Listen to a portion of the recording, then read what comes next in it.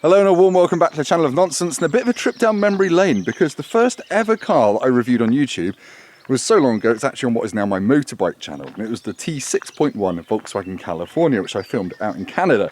And in that video I made the point that if you've got 80 grand, don't go and buy a supercar. That's stupid and pointless.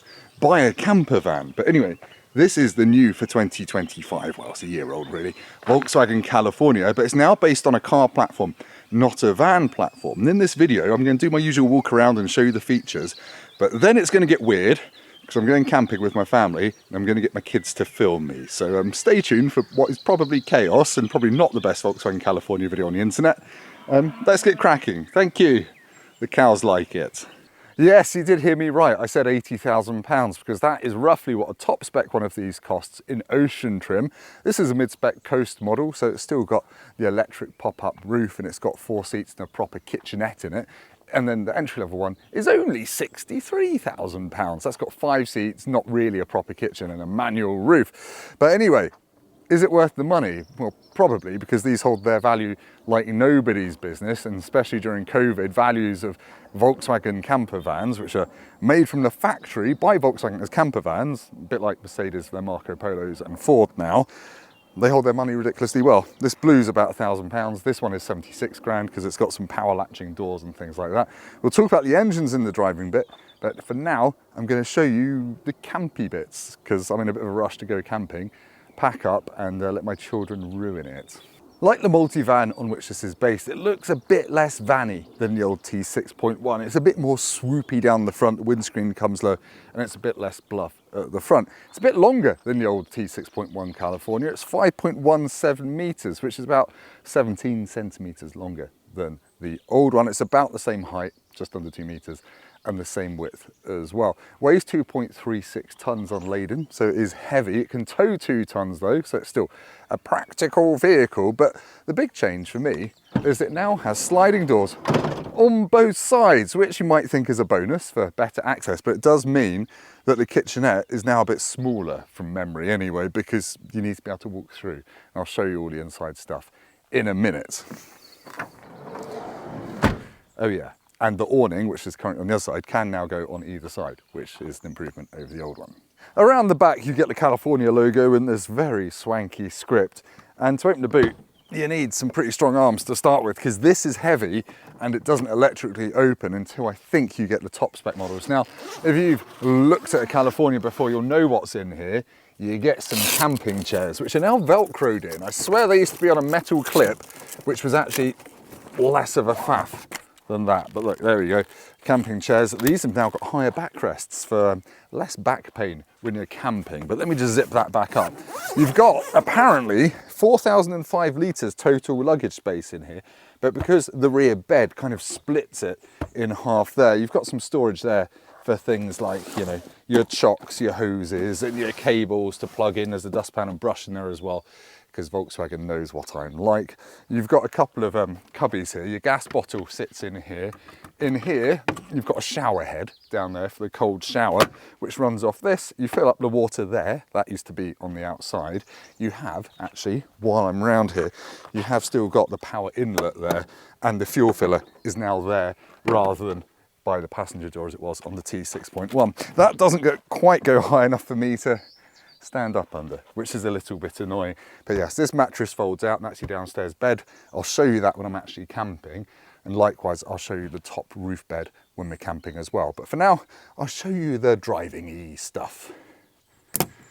Okay, so up front in California, you've got no center console, so it's really easy to walk to the front seats, which also spin around to face the back. Don't try driving like that. I'm pretty sure it won't let you.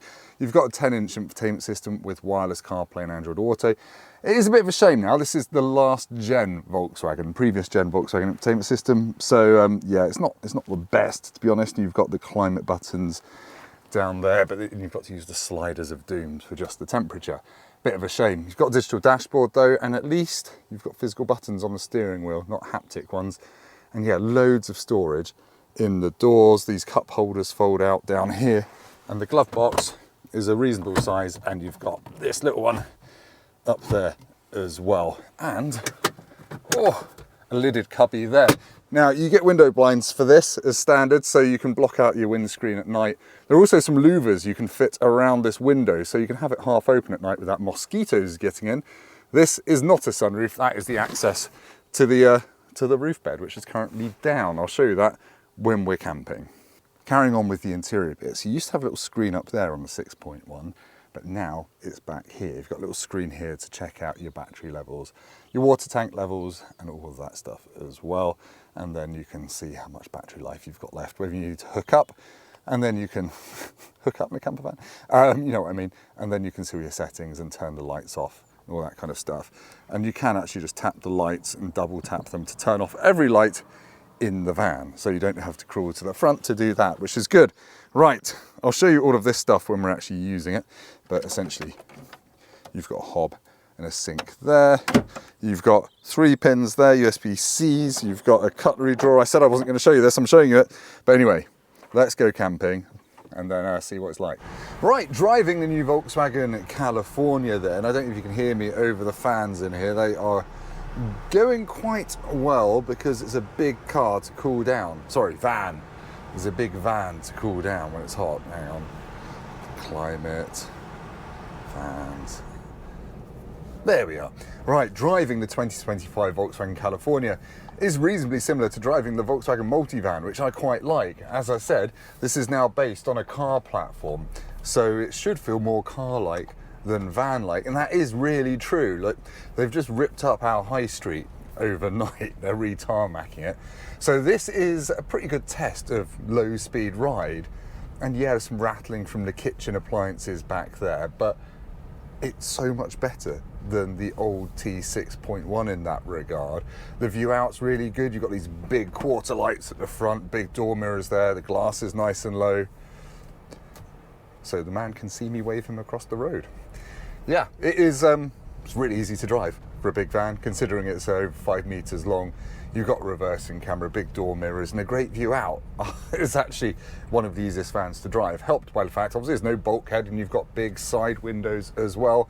You've just got a massive blind spot on the left-hand side where the kitchenette takes up your view. I don't think I've ever used that line in any review, ever. And we should talk about options, because if you want to, you can pay £1,350 and add dynamic chassis control to this, so you can actually get adaptive dampers for your camper van, and that will let you stiffen it up, wouldn't recommend it, or soften it off if you want a more pillowy ride. I would say you still do feel some crashiness through your suspension, but it's miles better than you might expect. Now, in terms of engine choices, this has got the 2-litre petrol with 204 horsepower. There is a 2-litre diesel with 150 horsepower, and then there's a 1.5-litre plug-in hybrid, which has got over 240 horsepower, I think, and that can do about 53 miles on electric alone. I've driven that in the multivan. It was okay. It was a bit underpowered when you were using the petrol engine, and this is even heavier, so I wouldn't really recommend it unless you really like the idea of having a plug-in hybrid. No, I'd get the petrol or the diesel. I've been getting about 25 miles per gallon in this, so big heavy van, 200 horsepower petrol engine. It's never going to be an efficient combination.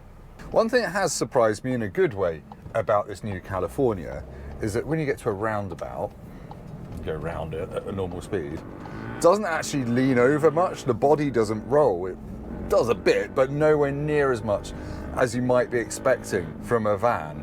And again, I think that comes back to the fact this is based on a car platform. Motorcycle rider, don't do that overtake. It's a terrible idea. Also, your exhaust is melting your number plate and my ears. I'm a biker, by the way. Oh, my pans are rattling. My skillet is ringing in my ears. If you've never driven one of these before, it's really, really easy. The steering's nice and light. The only thing you have to think about is the length when you come to park it. And with a rear view camera and parking sensors, it's no harder than parking a big SUV, to be honest. But this is a really rubbish, bumpy bit of road. And yeah, it's falling into every single hole there. And some stuff's rattling around in the cupboards back there. But it's really not bad. I'm really impressed, actually, considering this is, what, 2.3 tons? This is easy to drive as a Volkswagen Golf, which is a good thing if you want to go on holiday with a camper van but you're a bit scared of the idea. You don't have to be. Also, it means it's going to make for usable daily transport, so it's not just going to get brought out for high days and holidays. You're going to be able to take it to the shops, and it's under 2 meters tall, so it will fit into most car parks as well. You won't be worrying about that. Decent. Now, I should say at 70 miles an hour on the motorway, it doesn't make too much tyre noise or wind noise, and it doesn't wobble around like a jelly in a stiff breeze either. Again, it feels quite car-like. So yeah, from a driving point of view, there's really nothing to dislike about this. But anyway, that's enough waffle about how the California drives. Let's get back on with the rest of the review. Right, you joined me a couple of days later camping in England on a bank holiday weekend, which means it's raining. I'm in East Sussex at somewhere called Park Farm Camping and Caravanning, and we're using the California just for one night. And I just wanted to show you the realities of using a camper van, because it's been quite interesting. I've never done it with a family before, I've only done it on my own. And yeah, it's a bit different to using a tent. But anyway, let's have a look at the van. Nearly said car. Van, not the caravan.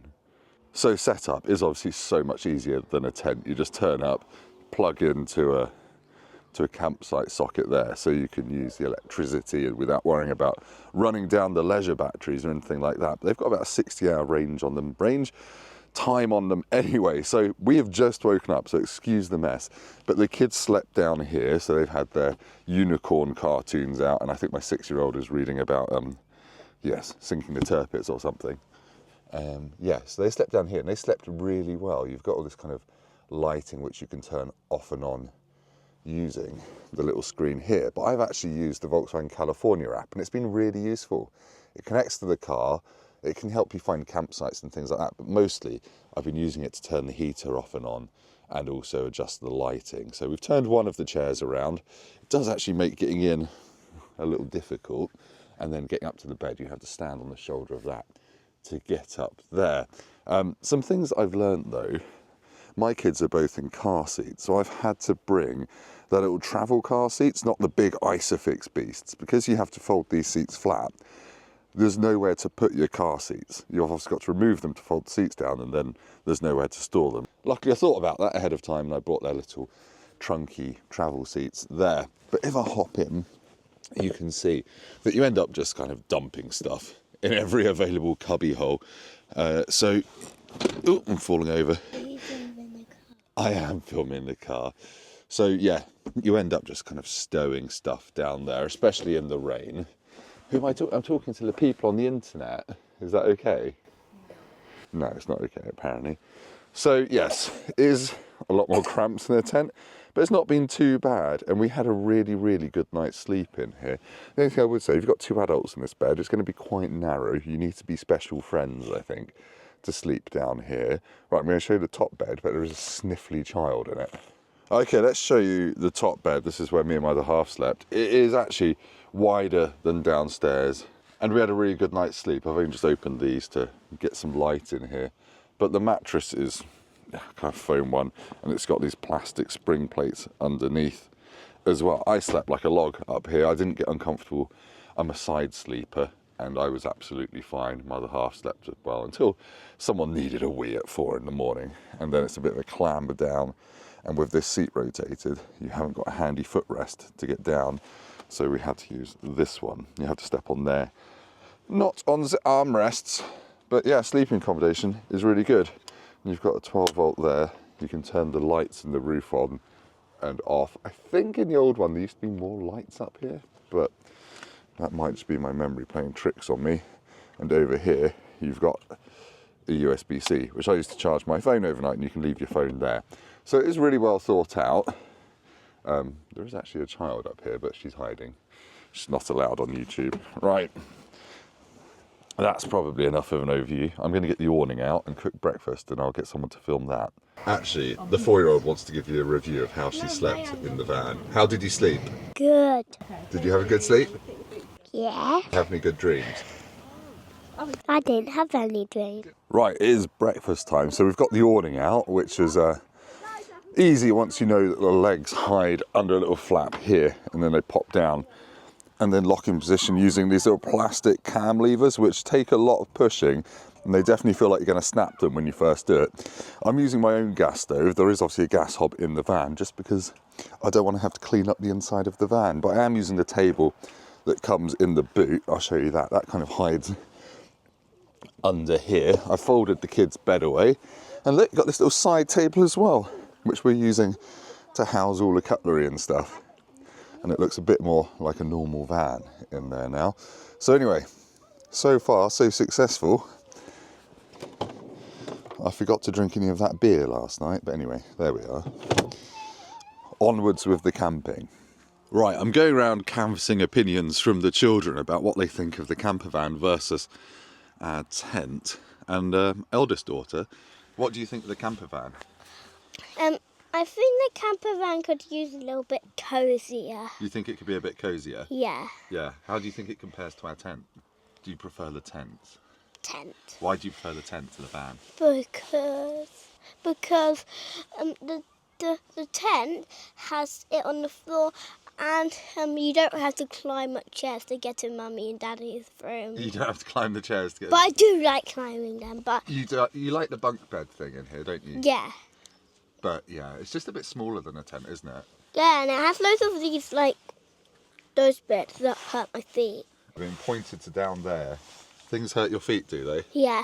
Okay. Right, so win for the tent then, as far as the kids are concerned.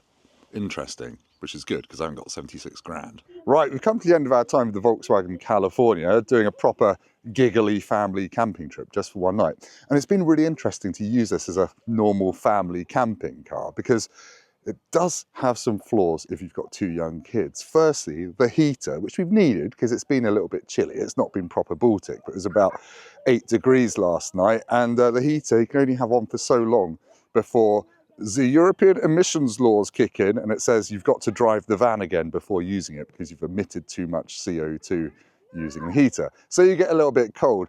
Also, if it's a bit rainy and a bit rubbishy, there's not really that much space to hang out. It's a bit cramped in there with two young kids and all your stuff. So yeah, it's still a really good thing. In the summer, and if you've got slightly older kids who are a bit more chill, then it's a good thing. But obviously it's £76,000 and tents are cheaper. But I've really liked it. It's been a real experience. I'd absolutely recommend it as a vehicle to go and enjoy with your family if you've got the money.